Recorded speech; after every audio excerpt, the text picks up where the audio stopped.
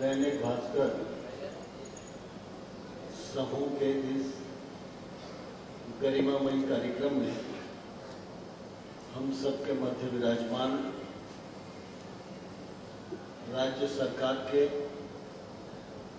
नवकरणीय ऊर्जा मंत्री माननीय श्री राकेश शुक्ला जी, भिंड क्षेत्र के लोकप्रिय विधायक माननीय नरेंद्र सिंह कुशवाहा जी, हमारी नगर पालिका की अध्यक्षा बहन वर्षा वाल्मीकि जी,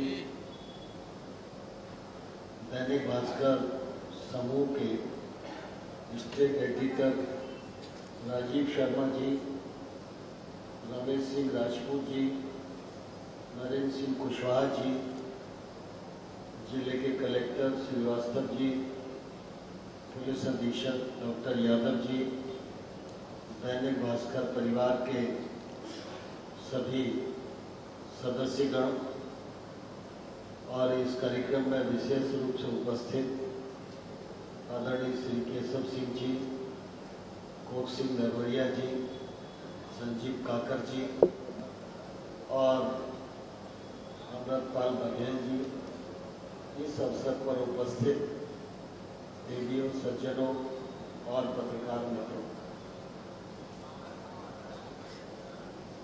दैनिक भास्कर समाचार पत्र अपने राज्य का ही नहीं, संपूर्ण देश में एक उत्कृष्ट अखबार की दृष्टि से देखा और पढ़ा जाता है। हम सबके लिए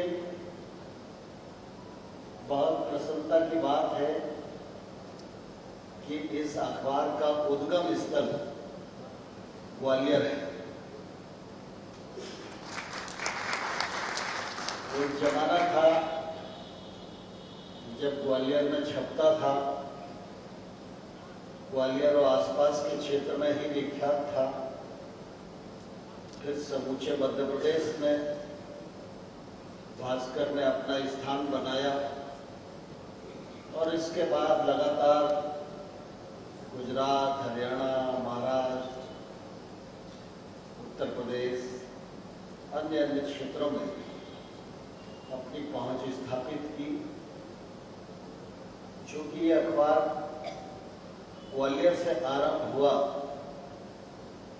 तो इसलिए मेरा लगाव भी इस अखबार से है और इस अखबार की जब देश भर में प्रगति को देखते हैं तो ग्वालियर का होने के नाते मेरा भी सिर निश्चित रूप से गर्व से ऊंचा उठ जाता है।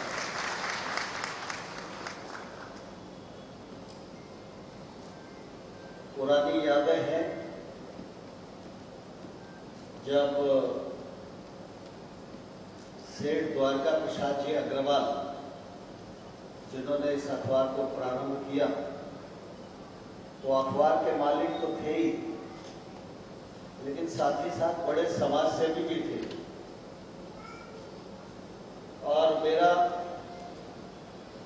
छात्र जीवन जब था तो हम लोग जयेंद्रगंज में राजपूत छात्रावास में रहते थे और राजपूत छात्रावास के सामने ही भास्कर गली थी जिसमें भास्कर अखबार छपता था।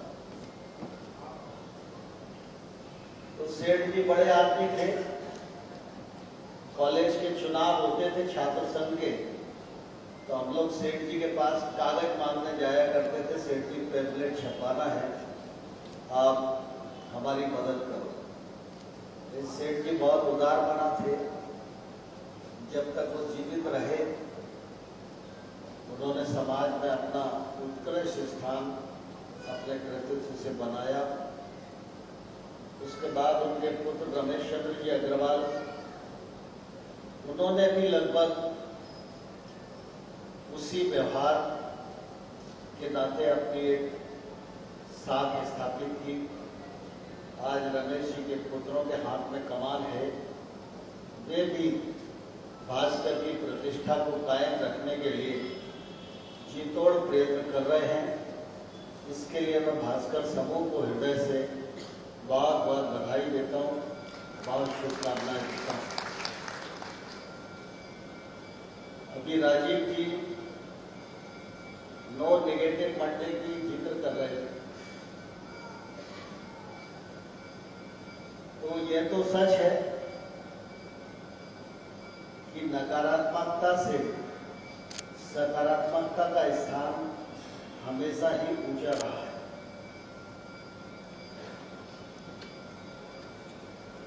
लेकिन अखबार की दुनिया में नकारात्मकता का स्थान बढ़ता गया, क्योंकि सामान्य तौर पर अखबार को लगता है कि चटपटी न्यूज होगी तो पढ़ी जाएगी, और जो पाठक है उनको भी लगता है कि अखबार में चटपटा क्या है, तो स्वाभाविक रूप से अखबार के समूह को पाठकों की इच्छा को ध्यान में रखते हुए ही अखबार का संचालन करना पड़ता है। लेकिन मैं इसके लिए भी भास्कर समूह को बधाई देना चाहता हूं कि सप्ताह में चाहे एक ही बार हो, लेकिन एक दिन भास्कर सकारात्मक ही छापेगा, ये साहस भास्कर ने किया, इसकी जितनी प्रशंसा की जाए मैं समझता हूँ उतना ही कम है। और ये रमेश जी के समय प्रारंभ हुआ था, तो मुझे लगता है कि अब मंडे की जगह ट्यूसडे भी जुड़ना चाहिए नई पीढ़ी के साथ, तो समाज का ज्यादा भला हो सकता है। अखबार की अपनी एक दुनिया है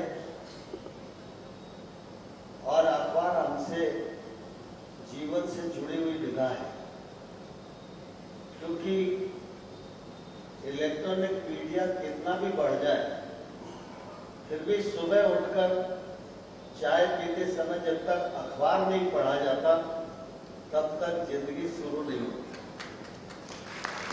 और प्रिंट मीडिया की अपनी एक जो साख है, वो साख और आगे बढ़े, ऐसे मैं ईश्वर से प्रार्थना करता हूं। तो अखबार के माध्यम से आम जन को सूचना पहुंचाना, शासकीय कार्यक्रमों को नीचे तक लोग लाभान्वित हों, इसके लिए उसे पहुंचाने का प्रयत्न करना,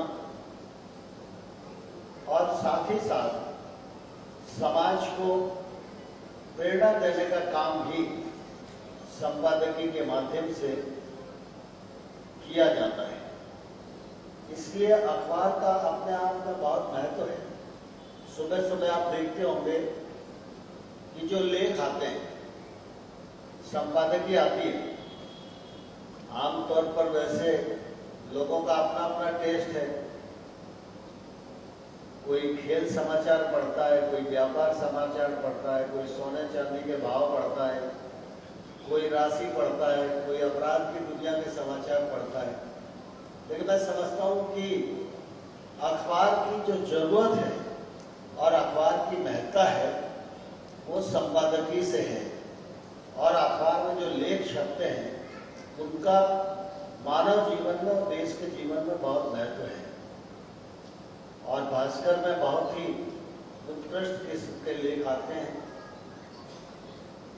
राष्ट्रीय अंतर्राष्ट्रीय राजनीति से भी संबंधित, व्यापार नीति से भी संबंधित, विदेश नीति से भी संबंधित, सुरक्षा से संबंधित, और समाज के विभिन्न वर्ग जिनको कुछ न कुछ मार्गदर्शन किया जाना चाहिए, उन विषयों को लेकर संपादकीय को बड़ा महत्व से पढ़ना चाहिए।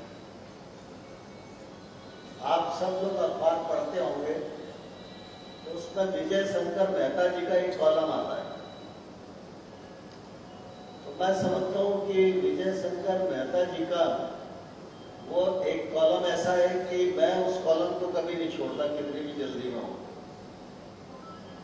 तो वो कॉलम व्यक्ति के जीवन में ऐसा ही है, जैसे आप बीमार हो जाओ और एक कैप्सूल खाने से फर्क पड़ता है, वैसे ही विजय शंकर मेहता जी का वो कैप्सूल पढ़ने से हृदय शुद्ध हो जाता है।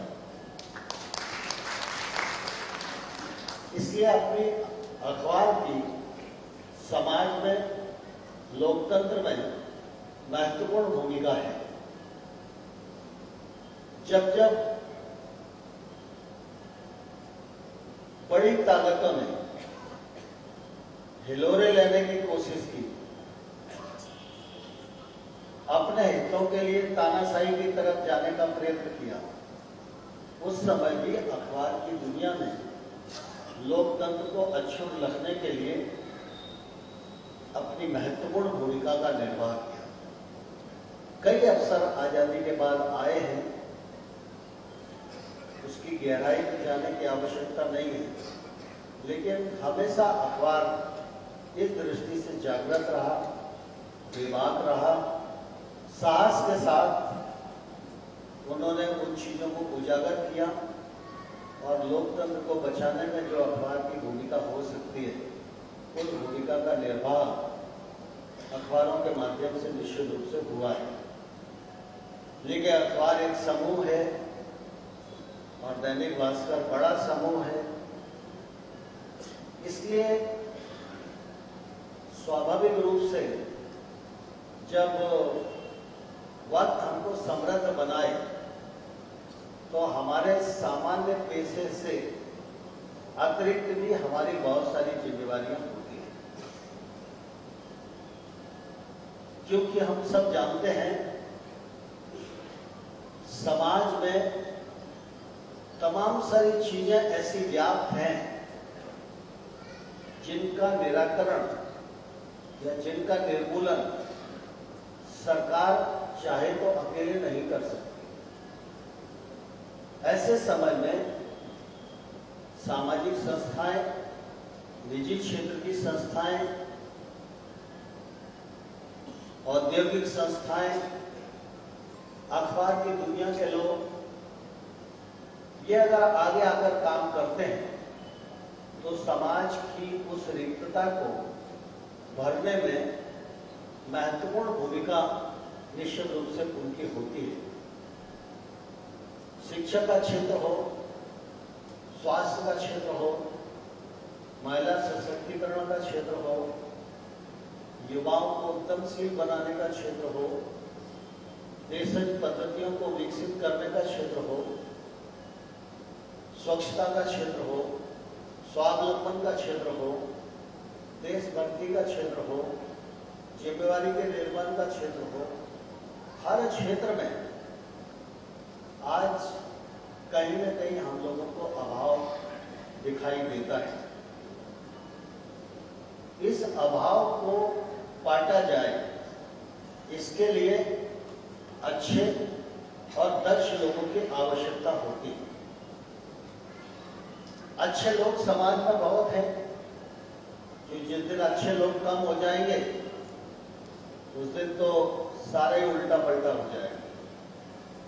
लेकिन स्वाभाविक रूप से बुराई की गति इतनी तेज होती है कि वह अपनी जगह जल्दी बना लेती है और भलाई अपने सिद्धांतों पर चलते चलते धीरे धीरे चलती है।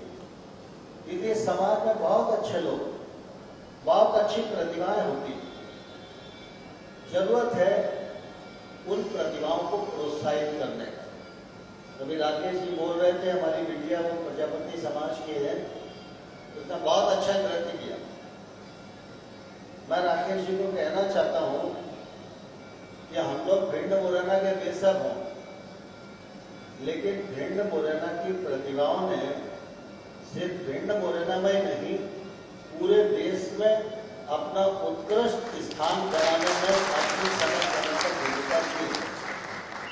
जरूरत है सिर्फ उन लोगों को ढूंढने की, उनको पहचानने की, उनको आगे लाने की। और जब इस प्रकार की प्रतिभाओं की प्रतिस्पर्धा होती है, उसमें उनका ईमानदारी से चयन होता है, समाज में उन प्रतिभाओं को लाकर सम्मानित किया जाता है, तो उन प्रतिभाओं की हौसला अफजाई होती है। और उस हौसला अफजाई से निश्चित रूप से वो और आगे बढ़ने का प्रयत्न करते हैं, अपने परिवार का भी नाम रोशन करते हैं, जिले का नाम भी रोशन करते हैं, और देश का नाम भी निश्चित रूप से रोशन करते हैं। आज हिंदुस्तान उस मुकाम पर खड़ा है कि हम हिम्मत के साथ खड़े होने की कोशिश करेंगे तो दुनिया की कोई भी ताकत आपका उपहास नहीं कर सकती। आज हिंदुस्तान का वो रुतबा पूरी दुनिया में खड़ा हुआ है। बस जरूरत है हम सब लोगों को अपनी प्रतिभाओं को आगे बढ़ाने के लिए। आमतौर पर हम सब अनुभव करते थे कि अमुक बीमारी है तो उसका इलाज अमेरिका में ज्यादा अच्छा हो जाएगा, स्विट्जरलैंड में ज्यादा अच्छा हो जाएगा। लेकिन अगर उन देशों में भी जाकर हम व्यवहारिक रूप से देखेंगे तो वहां का अस्पताल तो बहुत अच्छा हो सकता है, नर्सिंग बहुत अच्छी हो सकती है, आपको लगेगा कि अस्पताल में क्या 5 स्टार होटल में आ गए, लेकिन जो ऑपरेशन करेगा वो भारत माता की कोख से पैदा हुआ ही कोई इलाज कराता। एक कालखंड था जब विदेश जाना और विदेशी चीज पर गौरव करना इसका बड़ा महत्व था। लेकिन आज मुझे प्रसन्नता है कि प्रधानमंत्री नरेंद्र मोदी जी के नेतृत्व में जिस प्रकार से देश करवट ले रहा है और दुनिया में भारत का महत्व बढ़ रहा है, इसका परिणाम ये हो रहा है कि अब दुनिया के किसी भी बड़े देश में अगर कोई हमारा नौजवान डॉक्टर है, इंजीनियर है, साइंटिस्ट है, वो पहले वहां जाने के लिए उत्सुक था, लेकिन अब उसे लगता है कि अपनी धरती पर लौटकर ही अपने देश को ही आगे बढ़ाने के लिए मुझे कंट्रीब्यूट करना है। तो समय करवट ले रहा है। इस समय पर अपनी प्रतिभाओं को और आगे बढ़ाने, निखारने की आवश्यकता है। इस दिशा में दैनिक भास्कर इस प्रकार के कार्यक्रमों के माध्यम से अपनी भूमिका का निर्वाह कर रहा है। यह निश्चित रूप से बहुत ही प्रसन्नता की बात है। इस अवसर पर दैनिक भास्कर समूह के सभी बड़े अधिकारी यहाँ बैठे हुए हैं। एक आग्रह मैं उनको और करना चाहता हूँ, जब आपकी मीटिंग हो इन रचनात्मक कार्यक्रमों के लिए तो आप अपने मालिकों के साथ बैठें, डिस्कस करें। तो उस समय एक बात मुझे बहुत जरूरी लगती है। सामान्य तौर पर चिकित्सा व्यवस्थाओं की भरमार दिनों दिन बढ़ती जा रही है। 2003-04 में मध्य प्रदेश में 4 मेडिकल कॉलेज होते थे, आज 14 मेडिकल कॉलेज हैं और अगले साल हम देखेंगे तो शायद 22-24 मेडिकल कॉलेज मध्य प्रदेश में होंगे। अस्पतालों की दशा सुधर रही है, उपकरण आ रहे हैं, दवाइयां बढ़ रही हैं, लोगों को सस्ती दवाइयां मिले इसके लिए जेनेरिक दवाइयों की सूची नरेंद्र मोदी जी ने बढ़ाकर बहुत लंबी कर दी है, जिसके कारण 100 रुपए की दवाई आम जनता को 20 रुपए में मिल सके, यह भी सुविधा की है। आयुष्मान भारत जैसी बड़ी हेल्थ इंश्योरेंस स्कीम जिसमें हिंदुस्तान के 50 करोड़ लोग कवर होते हैं, वो स्कीम भी हमारे हिंदुस्तान में है। निजी क्षेत्र के लोग भी और सामाजिक संस्थाएं भी चिकित्सा के क्षेत्र में बहुत बड़ा काम कर रहे हैं, इसमें कोई दो राय नहीं। लेकिन जैसे जैसे वक्त बढ़ रहा है, देश की आबादी भी बढ़ रही है, जैसे जैसे पर्यावरण पर प्रहार हो रहे हैं, वैसे वैसे नई नई बीमारियां भी बढ़ रही हैं। कभी कभी मैं सोचता हूं कि आबादी भी बढ़ेगी, बीमारियों के नए नए प्रकार बढ़ेंगे, तो चिकित्सा व्यवस्था कितनी भी बढ़ाओ, हमेशा चिकित्सा व्यवस्था हमारे पास कम ही रहेगी। इसलिए जो हमारा देश का सिद्धांत है कि हमको उन दिशा में सोचना चाहिए, जाना चाहिए और प्रयत्न करना चाहिए कि व्यक्ति निरोग कैसे रह सकता है। इसलिए व्यक्ति निरोग रहे, सरकार की ओर से वेलनेस सेंटर की एक संकल्पना है, उसके माध्यम से भी कोशिश हो रही है। लेकिन मुझे लगता है कि हर व्यक्ति निरोग रहे, रोग के नजदीक ही वो ना आ पाए, इसके लिए कोई अवेयरनेस कार्यक्रम अगर भास्कर समूह चलाएगा तो मैं समझता हूँ कि वक्त के साथ हम बहुत न्याय कर सकेंगे और ये क्षमता भास्कर अखबार में है। आपके इस अच्छे आयोजन के लिए मैं आपको भी शुभकामनाएं देता हूँ और आज जिन प्रतिभाओं का सम्मान होगा उन सबको भी अग्रिम अपनी बहुत शुभकामनाएं देता हूँ। दीपावली का त्यौहार आ रहा है, यह हमारे जीवन का महत्वपूर्ण त्यौहार है।